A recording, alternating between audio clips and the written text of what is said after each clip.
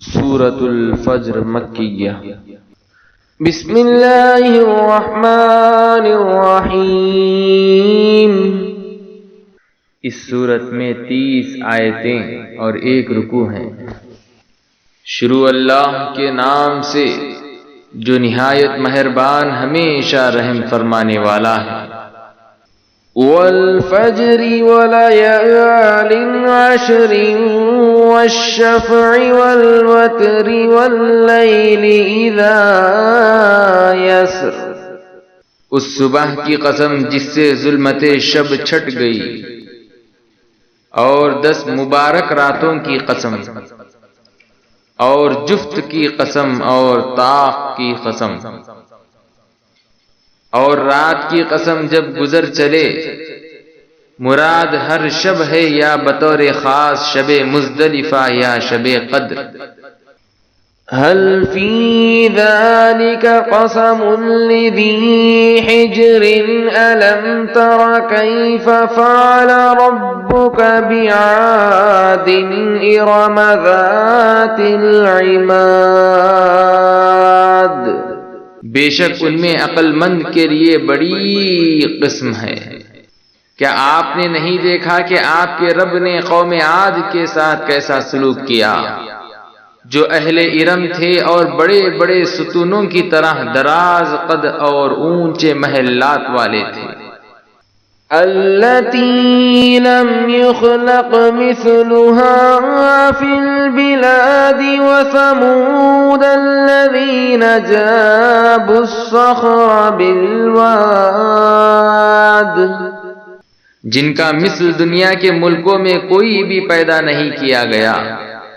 اور سمود کے ساتھ کیا سلوک ہوا، جنہوں نے وادی قرا میں چٹانوں کو کاٹ کر پتھروں سے سینکڑوں شہروں کی تعمیر کر ڈالا تھا۔ وَفِرْعَوْنَ ذِي الْأَوْتَادِ الَّذِينَ طَغَوْا فِي الْبِلَادِ فَأَكْثَرُوا فِيهَا الْفَسَادَ فَصَبَّ عَلَيْهِمْ رَبُّكَ سَوْطَ عَذَابٍ۔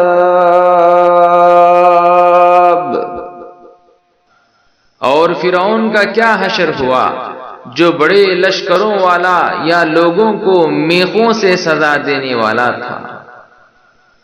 یہ وہ لوگ تھے جنہوں نے اپنے اپنے ملکوں میں سرکشی کی تھی، پھر ان میں بڑی فساد انگیزی کی تھی، تو آپ کے رب نے ان پر عذاب کا کوڑا برسایا۔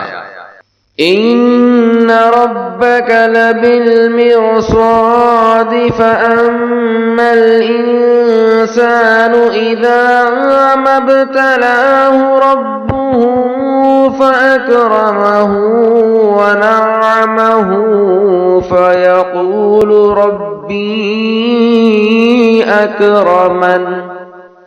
بے شک آپ کا رب سرکشوں اور نافرمانوں کی خوب طاق میں ہے، مگر انسان ایسا ہے کہ جب اس کا رب اسے راحت و آسائش دے کر آزماتا ہے اور اسے عزت سے نوازتا ہے اور اسے نعمتیں بخشتا ہے، تو وہ کہتا ہے میرے رب نے مجھ پر کرم فرمایا۔ إِذَا مَا ابْتَلَاهُ فَقَدَرَ عَلَيْهِ رِزْقَهُ فَيَقُولُ رَبِّي أَهَانَنِ كَلَّا بَل لَّا تُكْرِمُونَ الْيَتِيمَ وَلَا تَحَاضُّونَ عَلَى طَعَامِ الْمِسْكِينِ۔ لیکن جب وہ اسے تکلیف و مصیبت دے کر آزماتا ہے اور اس پر اس کا رزق تنگ کرتا ہے، تو وہ کہتا ہے میرے رب نے مجھے ذلیل کر دیا۔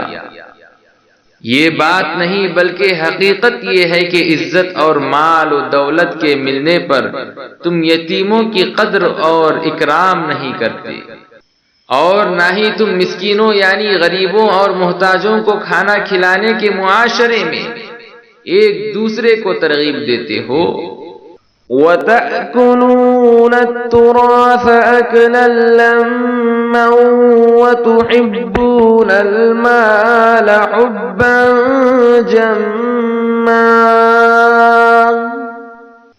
كَلَّا إِذَا دُكَّتِ الْأَرْضُ دَكًّا دَكًّا وَجَاءَ رَبُّكَ وَالْمَلَكُ صَفًّا صَفًّا اور وراثت کا سارا مال سمیٹ کر خود ہی کھا جاتے ہو، اس میں سے افلاس زدہ لوگوں کا حق نہیں نکالتے، اور تم مال و دولت سے حد درجہ محبت رکھتے ہو۔ یقیناً جب زمین پاش پاش کر کے ریزہ ریزہ کر دی جائے گی اور آپ کا رب جلوہ فرما ہوگا اور فرشتے قطار در قطار اس کے حضور حاضر ہوں گے، وَجِيءَ يَوْمَئِذٍ بِجَهَنَّمَ يَوْمَئِذٍ يَتَذَكَّرُ الْإِنسَانُ وَأَنَّى لَهُ الذِّكْرَى يَقُولُ يَا لَيْتَنِي قَدَّمْتُ لِحَيَاتِي فَيَوْمَئِذٍ لَا يُعَذِّبُ عَذَابَهُ أَحَدٌ اور اس دن دوزخ پیش کی جائے گی، اس دن انسان کو سمجھ آ جائے گی، مگر اب اسے نصیحت کہاں فائدہ مند ہوگی۔ وہ کہے گا اے کاش میں نے اپنی اس اصل زندگی کے لیے کچھ آگے بھیج دیا ہوتا جو آج میرے کام آتا، سو اس دن نہ اس کے عذاب کی طرح کوئی عذاب دے سکے گا، وَلَا يُوثِقُ وَثَاقَهُ أَحَدٌ يَا أَيَّتُهَا النَّفْسُ الْمُطْمَئِنَّةُ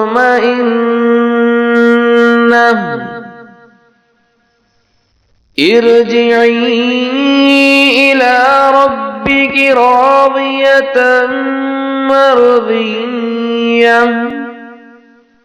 فَادْخُلِي فِي عِبَادِي وَادْخُلِي جَنَّتِي۔